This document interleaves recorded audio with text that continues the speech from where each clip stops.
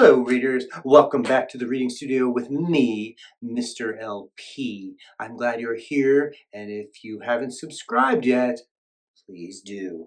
All right, we've got another chapter in Cynthia Rylant's Gooseberry Park, so let's get reading.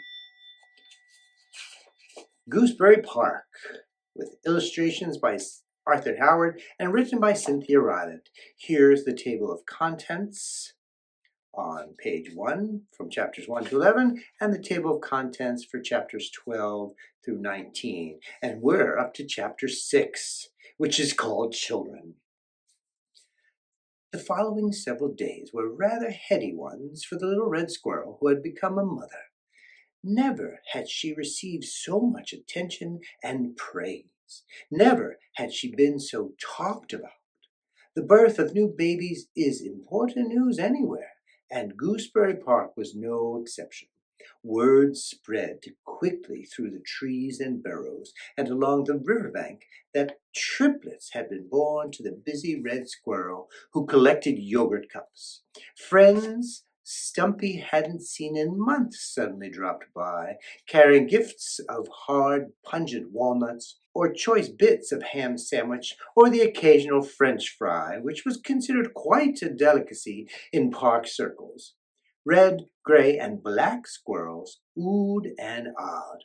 Mourning doves cooed, starlings cackled, and cardinals peeked shyly over the edge of the nest. Even a fat old Possum hoisted himself up the tree to pay his respects.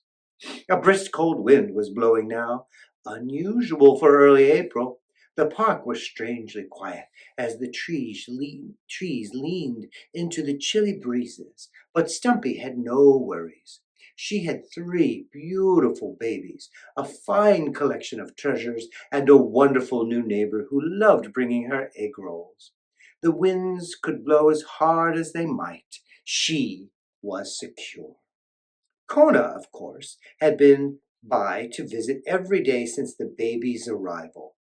He still hadn't met Mary, since the bat slept most of the day, and of course Kona hadn't met Stumpy's children yet either. They were much too tiny to be carried down to the ground. But Stumpy herself came down when Kona called her name, and she told him all the wonderful details. She said the little girl loved to sleep, and that she sang in her sleep like a little bird. The 2 baby boy squirrels liked to rest on each other, and one preferred the bottom and one preferred the top. And so she named them Top and Bottom. The little girl was called Sparrow for her pretty songs. Their eyes weren't even open yet. Stumpy said it was hard work, being a mother to newborns. She couldn't waste time or explore for fun anymore.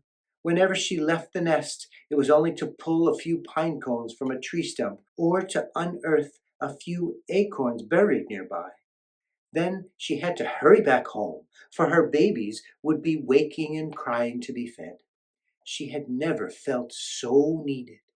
She had never felt so tired. Still, she told Kona that she had never felt so happy, and Mary visited every night.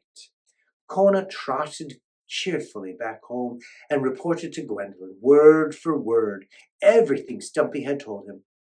Though Gwendolyn had never met Stumpy personally, she regarded the squirrel as an old friend, and she was glad for the good news from Kona, glad for the babies in Gooseberry Park. And that's the end of chapter 6, children. Thanks for tuning in, and I'm Mr. LP signing off. I'll read to you soon.